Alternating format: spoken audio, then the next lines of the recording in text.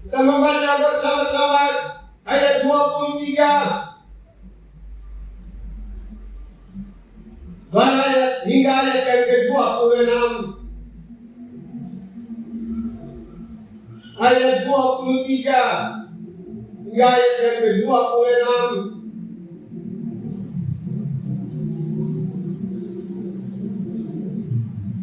Bapak Ibu Saudara boleh mengikuti bersama di dalam Alkitab dan mulai membaca firman Tuhan.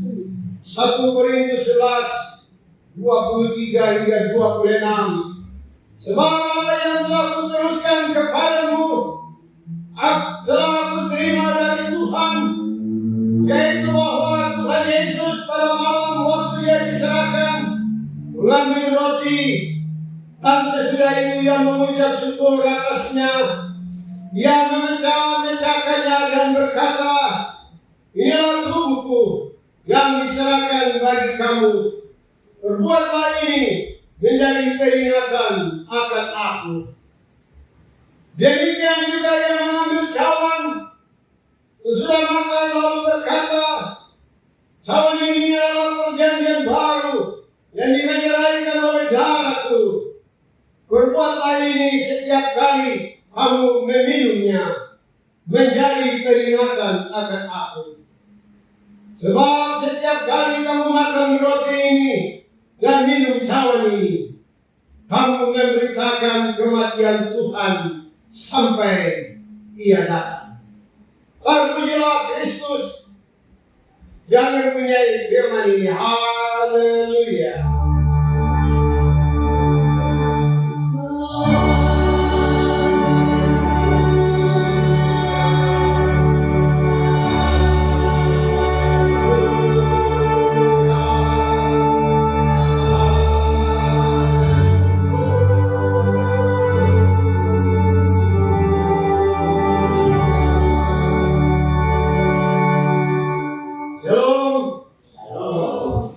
Puji nama Tuhan. Hari ini tanggal 7 April, hari di mana kita memperingati anak Allah Yesus yang mati di kayu salib. Bapak Ibu Saudara kekasih Tuhan, 7 minggu kita telah mencoba untuk memahami mengapa anak Allah harus menderita dan kemudian mati.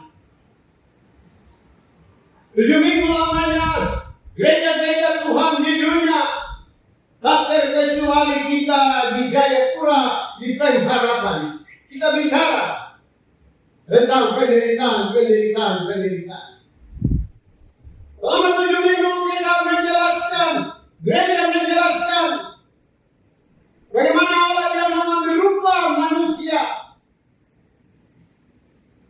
Dia mulai dari proses kemanusiaan, yaitu dikandung di dalam rahim seorang manusia. Dia lahir, kemudian dia menjalani hidup. Semuanya digambarkan di dalam Alkitab, dan itu dijelaskan sepanjang 7 minggu. Dan hari ini puncak daripada seluruh karya pengorbanan anak Allah. Kita duduk dan bersyukur atas apa yang Tuhan lakukan. Bapak Ibu Saudara, sesungguhnya anak Allah, sesungguhnya Yesus, Dia mampu. Tidak perlu melalui proses kematian, apalagi penderitaan. Tetapi Bapa di sorga tidak mau. Bapa di sorga harus dan merindukan bagaimana anak Allah, dia harus merasakan dampak dari kejatuhan di dalam dosa. Seorang ibu yang ketika mengandung, apalagi waktu dia mulai hendak melahirkan seorang anak, itu semua penuh dengan penderitaan. Itulah kondisi manusia. Mulai dari rahim seorang wanita sampai nanti mati di dalam kehidupannya, penuh dengan onak dan duri.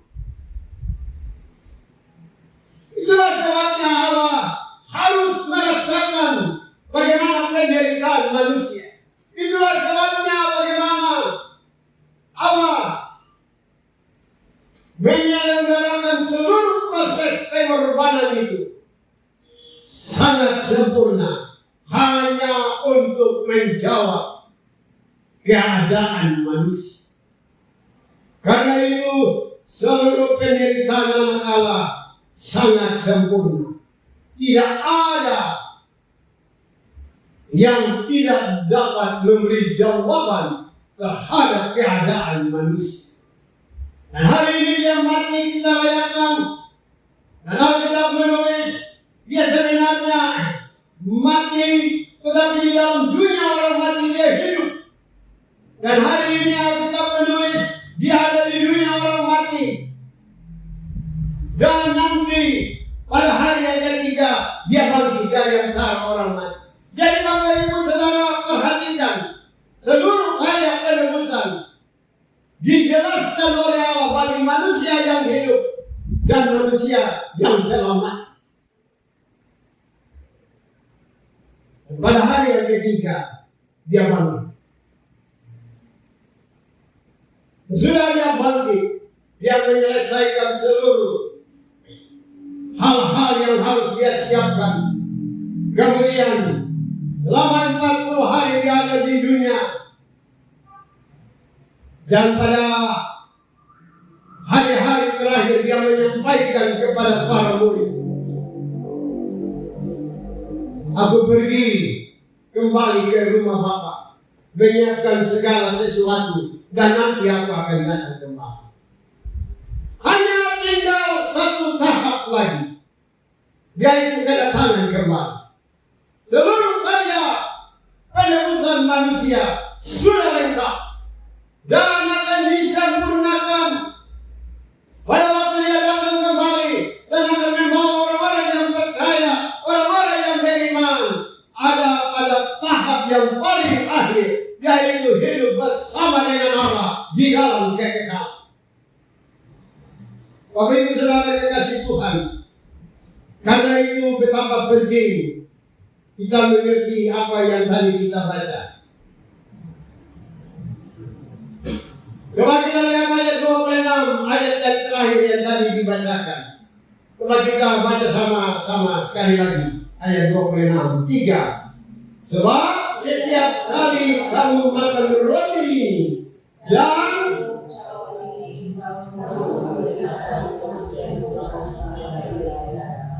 di dalam GKI di tanah Papua setiap 3 bulan kita lakukan ibadah perayaan perjamuan kudus. Makanya dalam setahun kita hanya merayakan 4 kali. Bukan setiap hari, setiap minggu, setiap bulan. Tidak. Hanya 4 kali dalam setahun. Tetapi maknanya terlalu dalam. Karena ini dalam bacaan tadi ayat 26 hendak mengingatkan terus setiap 3 bulan diingatkan tentang karya penebusan Allah. Sayangnya hari-hari ini kita bisa temukan di Jayapura, di Papua, di Indonesia, di dunia. Lebih lagi di kalangan pengharapan Jayapura. Ada begitu banyak orang tidak merayakan perjamuan kudus.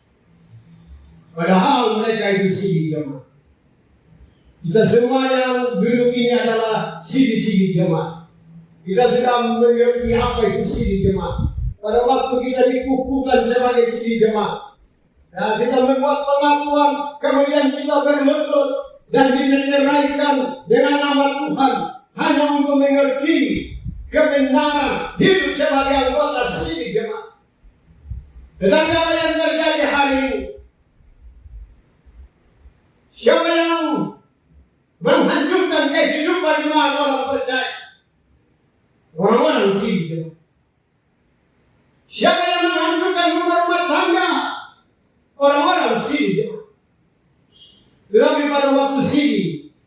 Mereka berdiri mantap, mengaku kepada Allah, berlutut dan didoakan diurapi. Tetapi di dalam perjalanan kehidupan, apa yang terjadi?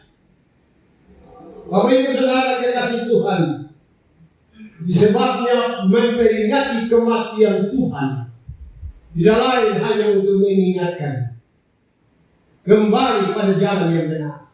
Manakala sepanjang perjalanan ini ada jalan-jalan hidup kita yang miring kanan dan tidak stabil di dalam kehidupan iman percaya. Saudara yang terkasih di dalam Tuhan, sesaat lagi kita akan jamah roti dan anggur yang adalah gambaran dari tubuh dan darah Yesus. Mari kita merenungkan hidup. Kita tidak bermain-main dengan darah dan tubuh dari anak domba. Ada waktu di mana ketika dia tergantung di kayu salib, dia merasakan begitu beratnya hidup ini. Sesungguhnya Allah Bapa sanggup melepaskan dia dari kayu salib, tetapi Allah Bapa dia tidak melakukan itu hanya untuk saudara dan saya kita dapat ditebus. Allah Bapa berdiam diri waktu anak yang menjerit. Allah Bapa tidak turun dan menolong dia hanya karena Allah Bapa rindu supaya orang-orang yang percaya kepada anaknya pada waktunya mereka akan hidup bersama dengan dia di dalam kekekalan. Itu sebabnya waktu Yesus berseru, Eloi, Eloi, lama sabachthani. Bapa, Bapa, mengapa engkau tinggalkan aku? Allah Bapa tetap berdiam diri. Bapak Ibu Saudara kekasih Tuhan, Bapa dan anak, mereka lakukan perkara yang terbesar dalam keberadaan mereka sebagai Allah. Mari kita renungkan.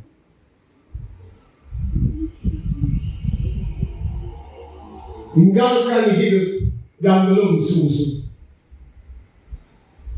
Tidak ada kata terlambat untuk kita memperbaiki, manakala kita menyadari kalau ada hal-hal yang belum sungguh-sungguh. Kalau sepanjang hidup ini kita selalu pada jalan-jalan Tuhan, puji Tuhan,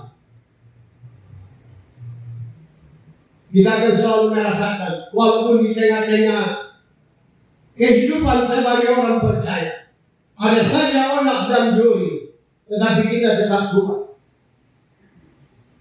Tetapi kalau kita menyadari ada hal yang harus kita bereskan di hadapan Allah sebelum kita menjamah tubuh dan darahnya, ada waktu di mana kita berdiam diri. Tidak ada kata terlambat. Sebab di dalam pengakuan gereja Tuhan di dunia, pengakuan imam dari gereja-gereja di dunia mengungkapkan kalau manusia menyadari bahwa satu ketika dia akan datang kembali. Sebentar kita akan mengikrarkan iman percaya. Aku percaya akan Allah Bapa, bla bla bla bla bla, kemudian yang akan datang dari sana untuk menghakimi orang yang hidup dan mati. Setiap minggu kita sampaikan pengakuan iman. Bapak Ibu Saudara kekasih Tuhan, karena itu terlalu penting untuk memelihara hidup ini pada jalan kebenaran Tuhan. Yohanes pasal 14 ayat yang ke-6 dikatakan, akulah jalan kebenaran dan hidup. Tidak ada seorang pun yang sampai kepada Bapa jika tidak melalui aku. Sangat jelas. Karena itu begitu penting perjamuan kudus, sebuah perayaan untuk memperingati kematian anak Allah menjadi landasan di dalam iman percaya kita untuk berjalan di dalam dunia. Sekalipun mungkin kita harus ada air mata, tetapi Bapak Ibu, percayalah Tuhan ada bersama-sama kita di dalam perjalanan hidup.